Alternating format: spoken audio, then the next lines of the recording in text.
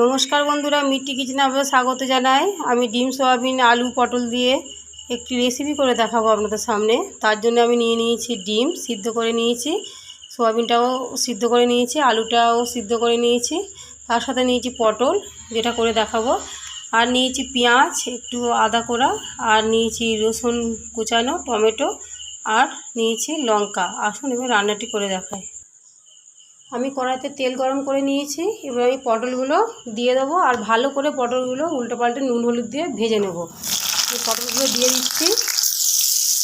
তো আমার পটলটা ভালো করে ভাজা হয়ে গেছে, নুন হলুদ দিয়ে আমি ভেজে নিয়েছি। এবার আমি তুলে নিচ্ছি, নিয়ে আমি অন্য উপকরণগুলো একে একে সব ভেজে নেব। এবারে আমার নুন হলুদ মাখিয়ে রাখা ডিমটি আমি ভেজে নেব। আমি ডিমগুলো ভালো করে ভেজে নিয়েছি উল্টো পাল্টে। আমি এবার তুলে নিচ্ছি। আমি এখানে 3টে ডিম নিয়েছি, আপনাদের পছন্দ মতো আপনারা ডিম নিতে পারেন। ডিমটা তুলে নিয়েছি। ওই তেলে আমি আলুটা আর সয়াবিনটা একটু ভাজা করে নেব। ডিমটা আর সয়াবিনটা আমি একসাথে দিয়ে দিয়েছি। সয়াবিনটা আগে সিদ্ধ করে নিয়েছিলাম, তারপর জল ঝরিয়ে রেখেছিলাম। নুন হলুদ দিয়ে একটু ভালো করে আমি এটাকে একটু ফ্রাই করে নিচ্ছি হালকা করে। ওর ফ্রাই হয়ে গেছে, আমি একটু পাত্রে তুলে নিই। আলু সয়াবিন ভেজে তুলে নিয়েছি। এবার কড়াইতে আরেকটু অল্প করে তেল দিয়েছি, আর আমি ফোড়ন দিয়ে দেবো। তেজপাতা আর গোটা জিরে দিয়ে দিচ্ছি একসাথে, দিয়ে একটু নাড়িয়ে চাড়িয়ে নিচ্ছি।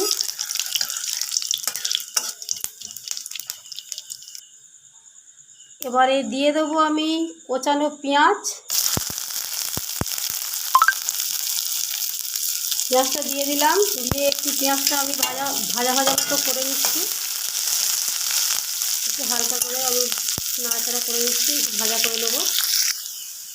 এবার আমি একে একে দিয়ে দিচ্ছি রসুন কুচানো, দিয়ে একটু নেড়ে নেবো, নেড়ে চেড়ে নিচ্ছি। পেঁয়াজটা লালচে হয়ে আসছে। এবার দিয়ে দেবো একটু আদা গ্রেট করা, আদাটা দিয়ে দিচ্ছি।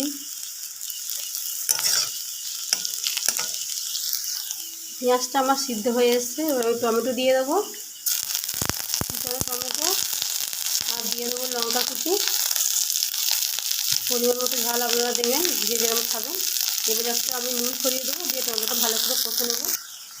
তো বন্ধুরা দেখতেই পাচ্ছেন নুন হলুদ দিয়ে আমি ভালো করে মশলাটা আমি কষিয়ে নিয়েছি। এবার আমি ভেজে রাখা আলু পটল সব দিয়ে দেবো, সয়াবিন ডিম সব একসাথে আমি দিয়ে দিচ্ছি। এবার আমি একটু ভালো করে কষিয়ে নেব, সমস্ত উপকরণগুলি যাতে মশলার সাথে মিশে যায় সেইভাবে আমি ভালো করে একটু কষিয়ে নিচ্ছি। মশলার সাথে ভালো করে আমি ডিম সয়াবিন আলুগুলো ভালো করে আমি একটু কষিয়ে নিয়েছি। এবার আমি জল দিয়ে দেবো, পরিমাণ মতো জল দিয়ে দিচ্ছি। খুব বেশি দেবো না, খুব কম দেবো না, যেহেতু একটা সিদ্ধ করা। এবার একটু আমি ঢাকা দিয়ে 5 মিনিট আমি রান্না করে নেবো। যেহেতু এটা সিদ্ধ আছে, তো বেশি আমার রান্না করতে হবে না। আমি 5 মিনিট একটু হাই ফ্লেমে গ্যাসটা দিয়ে রান্না করে নেব।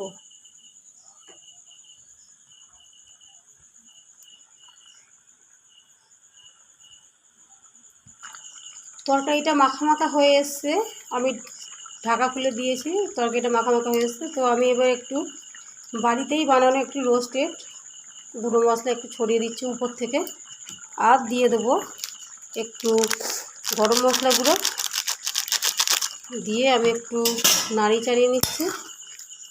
মাখা মাখা করছি, বেশি ঝোল রাখবো না, মাখা মাখাই হয়েছে। আমি এবার নামিয়ে নেব একটি পাত্রে। কালারটাও দেখুন কেমন হয়েছে। তো বন্ধুরা দেখতেই পাচ্ছেন আমার রান্নাটি কমপ্লিট। আমি নামিয়ে নিয়েছি একটি বাটিতে। তো কালারটা কেমন হয়েছে বা কেমন টেস্ট হবে আপনারা কমেন্ট করে জানাবেন। আমি এই গরম গরম রেসিপিটা যেটা আপনাদের সাথে শেয়ার করলাম, একটি গরম গরম ভাতের সাথে বা রুটি পরোটার সাথে খেতে খুবই ভালো লাগবে।